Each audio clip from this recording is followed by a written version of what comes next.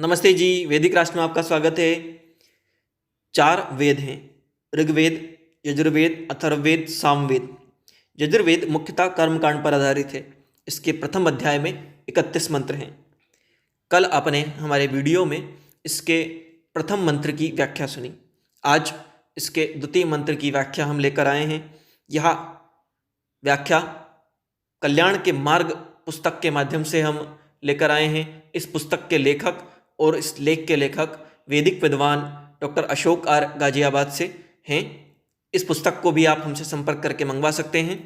आइए विषय की ओर चलते हैं। यज्ञों से मैं लोकहित के मार्ग पर चलूं।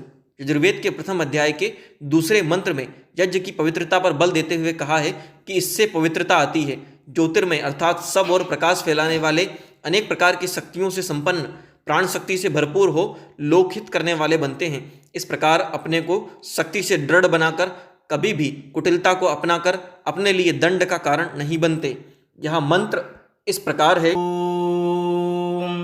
वसु पवित्रमसि द्यौरसि पृथ्वी असि मातरिश्वनो घर्मो असि विश्वधा असि परमेण धाम्ना दृह्यस्व मा वार्माते यज्ञपतिम वासीत्।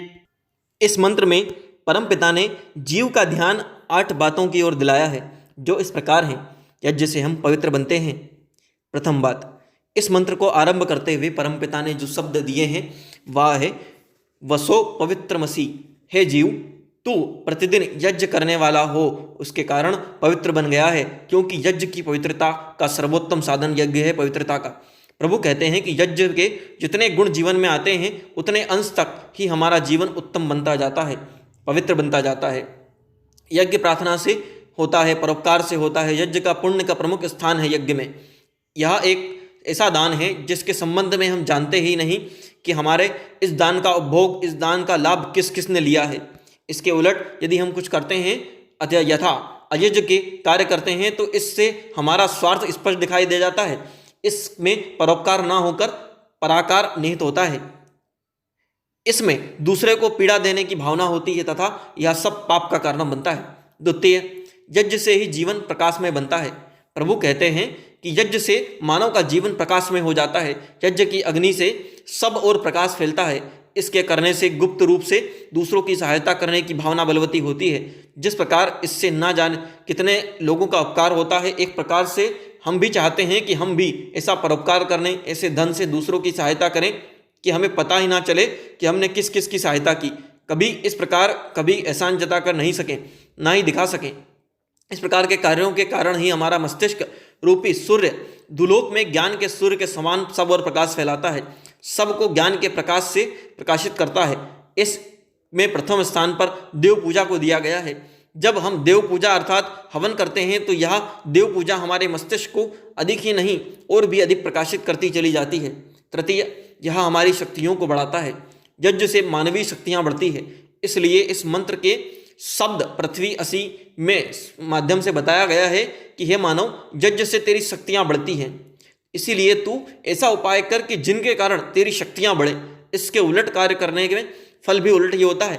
मानव जीवन में कभी ऐसे कार्य ना किए जावें कि जिनके कारण से शक्तियों का ह्रास हो। सदा ऐसे ही काम करें, ऐसे ही उपाय करें कि जिनसे हमारी शक्तियों में वृद्धि हो सके। स्पष्ट है कि यह यज्ञ हमारी शक्तियों को बढ़ाने वाला है। चौथा, प्राण शक्ति भी बढ़ती है। यज्ञ से मानव की प्राण शक्ति बढ़ती है। यह प्राण शक्ति ही है जिससे मानव का जीवन संभव होता है। यदि शरीर में प्राण शक्ति एक क्षण के लिए भी चली जाए तो यह शरीर बेकार हो जाता है। लोग कहते हैं कि इसकी मृत्यु हो गई है।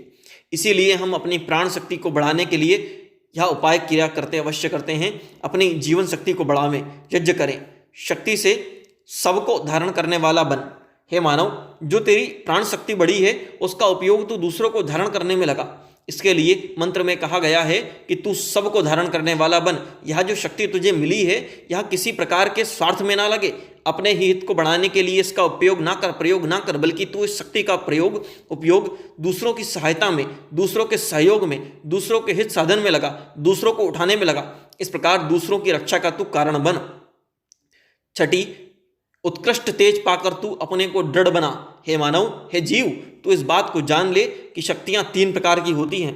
प्रथम, उत्कृष्ट शक्ति, तेरी वह शक्ति जो दूसरों के हित में प्रयोग लाई जावे उसे उत्कृष्ट शक्ति के रूप में जाना जाता है। निकृष्ट शक्ति दूसरी, जब तू औरों की हानि करता है, उनके नाश की कामना करता है, तो यह तेरी शक्ति निकृष्ट शक्ति बन जाती है।